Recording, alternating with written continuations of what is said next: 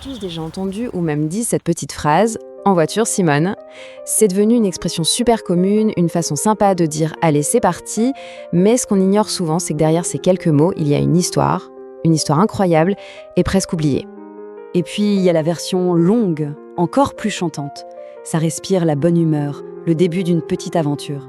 Mais cette phrase, ce n'est pas juste une invitation à démarrer. C'est, sans même qu'on le sache, un hommage à une véritable pionnière. Voilà la question centrale. Parce que oui, il y a bien eu une vraie Simone. Et croyez-moi, sa vie est bien plus passionnante que ce que l'expression laisse deviner. Alors, on va remonter un peu le temps. La voici, la Simone originelle. Et ce n'était pas n'importe qui, c'était l'une des toutes premières et des plus douées pilotes de course en France. Une femme qui a complètement bousculé les codes de son époque pour vivre à fond sa passion pour la vitesse. Alors, quand on survole sa carrière, c'est juste impressionnant. Ça s'étale sur quasiment 30 ans. Des circuits de course aux routes dangereuses de la guerre, en passant par la création de sa propre auto-école, elle a tout fait. On est en 1929. Elle n'a que 19 ans quand elle obtient son permis de conduire.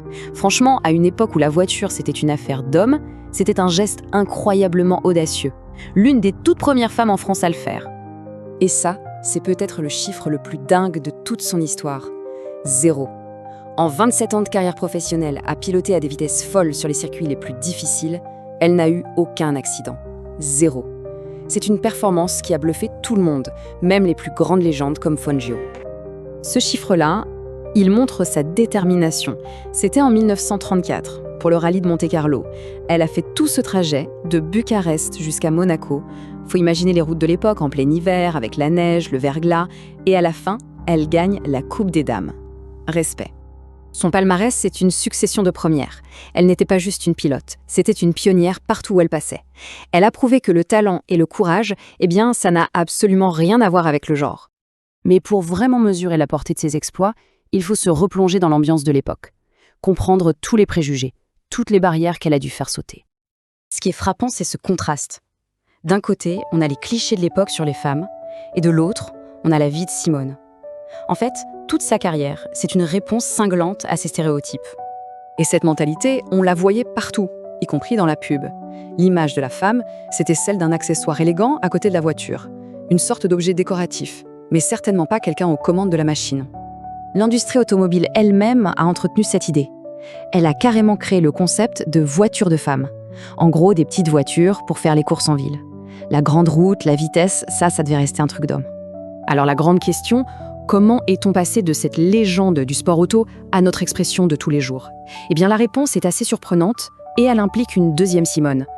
Pour comprendre, il faut faire un bond en avant dans les années 60.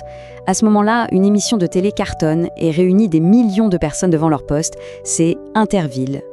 Et c'est là que tout s'emboîte. L'animateur star de l'émission, Guy Lux, s'adressait souvent à son arbitre, qui s'appelait Simone Garnier. Et pour lancer les épreuves, il lui disait « En voiture, Simone ». C'était un clin d'œil, un hommage que tout le monde comprenait à l'époque, à la grande pilote Simone Desforêts. Cette petite phrase, répétée toutes les semaines à une heure de grande écoute, a fini par s'incruster dans la tête de tout le monde. Elle est entrée dans la culture populaire pour ne plus jamais en sortir. C'est un peu l'ironie de l'histoire. L'expression a survécu à tout, mais la femme incroyable qui en est à l'origine, elle a peu à peu été effacée de la mémoire collective. Avec le temps, le lien s'est complètement perdu.